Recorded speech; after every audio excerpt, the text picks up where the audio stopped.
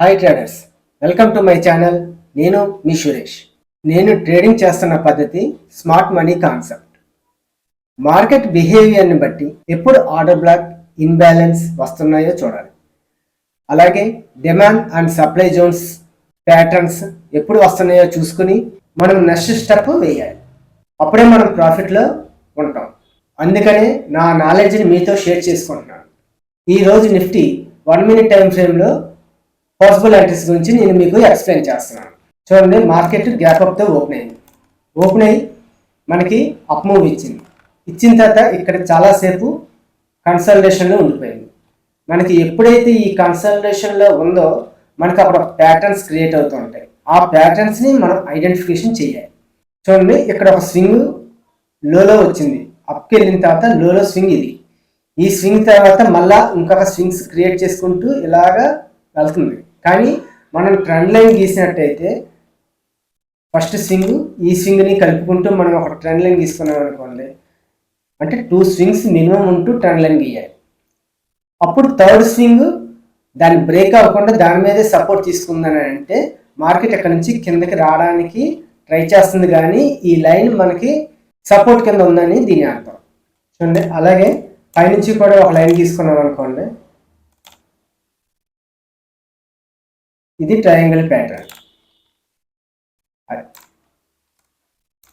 చూడండి, ఈ triangle pattern break చేసి మళ్ళా ఈ పైన ఉన్న ట్రెండ్ లైన్ మీద సపోర్ట్ తీసుకుంది కాబట్టి మనం ఇక్కడ ఒకసారి ఎంట్రీ ప్లాన్ చేయవచ్చు. స్టాప్ లాస్ దీని కిందకి పెట్టుకోవాలి.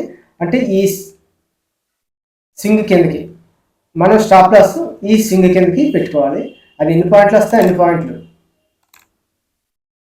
17-20 పాయింట్స్ వచ్చింది. 20 పాయింట్స్ మనం పెట్టుకోవాలి స్టాప్ లాస్. లేదు, కొంతమంది ఏంటంటే ఈ క్యాండిల్ కిందకే పెట్టుకుంటారు. ఏంటంటే ఒకసారి టైం డికేలో అది మనకి వచ్చి హిట్ అయిపోవచ్చు. కాబట్టి స్వింగ్ కిందకి పెట్టుకుంటే మనకి నో ప్రాబ్లం. ఎస్ఎంసి కాన్సెప్ట్ ప్రకారం ఇది హై, నెక్స్ట్ లో ఇది అనమాట. ఈ లోన్ బ్రేక్ చేయడంత వరకు కూడా మనకి అప్ ట్రెండ్. కాబట్టి ఈ ప్యాటర్న్ అప్ ట్రెండ్లో వచ్చింది కాబట్టి మనకి అప్ ట్రెండ్ మూవ్ వేస్తారు. నెక్స్ట్ ఈ ప్యాటర్న్ మీద సపోర్ట్ తీసుకుని వెళ్ళింది కాబట్టి మనం అక్కడ ఎంట్రీ ప్లాన్ చేయొచ్చు అనమాట.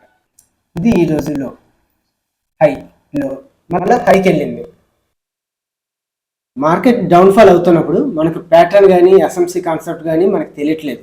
అలాంటప్పుడు ఏం చేయాలంటే 3 minutes, 5 minutes, 15 minutesలో ఒకసారి చేంజ్ చేసుకుని ఏమైనా ప్యాటర్న్స్ వస్తున్నాయా ఏంటి అనేది కూడా మనం ఒకసారి చెక్ చేసుకుంటూ ఉండాలి. 15 minutesలో అయితే ఏమీ తెలియలేదు.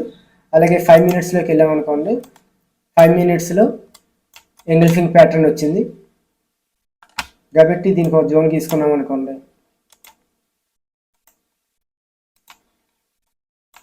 చూడండి, ఈ డిమాండ్ వల్ల సప్లై అయిపోద్ది.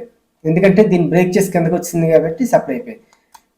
ఈ డిమాండ్ అండ్ సప్లై గురించి మీకు ఎవరికైనా తెలియకపోతే నా ప్రీవియస్ క్లాసుల్లో డిమాండ్ అండ్ సప్లై గురించి నేను క్లియర్గా చెప్పాను. అందులో ఏ విధంగా చేయాలనేది అంతా క్లియర్గా ఉంటుంది. అది చూసినట్టయితే మీకు ఈ కాన్సెప్ట్ అవుతుంది. కరెక్ట్గా మార్కెట్ ఇదే జోన్ దగ్గర నుంచి బ్రేక్ అయ్యి కిందకి వచ్చి మళ్ళీ అదే జోన్ నుంచి మళ్ళీ కిందకి వచ్చింది. కరెక్ట్గా ఇక్కడ నుంచి ఇదే స్టాప్ లాస్. ఇంతకు మించి పైకి వెళ్దాం వెళ్ళిందని అంటే మన ప్రెడిక్ట్ రాంగ్ అయినట్టే. ఇప్పుడు ఇది ఎంతవరకు కిందకి వస్తుంది? ఈరోజు లో వరకు వస్తుంది. ఈ రోజులో ఇది చూడండి, మార్కెట్ కరెక్ట్గా ఈ లెవెల్ వరకు వచ్చింది. ఈ లెవెల్ బ్రేక్ అయితే మనం కిందకి ప్లాన్ చేసుకుంటాం. ఫస్ట్ టార్గెట్ అయితే మాత్రం ఇక్కడ వరకు పెట్టుకుంటాం. ఓకే ఫ్రెండ్స్, ఈ కాన్సెప్ట్ మీకు అర్థమైందని అనుకుంటున్నాను. మీలో ఎవరికైనా టెక్నికల్ అనాలిసిస్ కోర్స్ బేసిక్స్ నుంచి నేర్చుకోవాలని అనుకుంటే నాకు వాట్సాప్లో చాట్ చేయండి, నేను రిప్లై ఇస్తాను. నేను ఇప్పటి వరకు చెప్పిన వీడియోలో ఏమైనా డౌట్లు ఉంటే కామెంట్ బాక్స్లో తెలియజేయండి, నేను మీకు రిప్లై ఇస్తాను. Thank you for watching. Please like, share and subscribe to our channel. Thank you.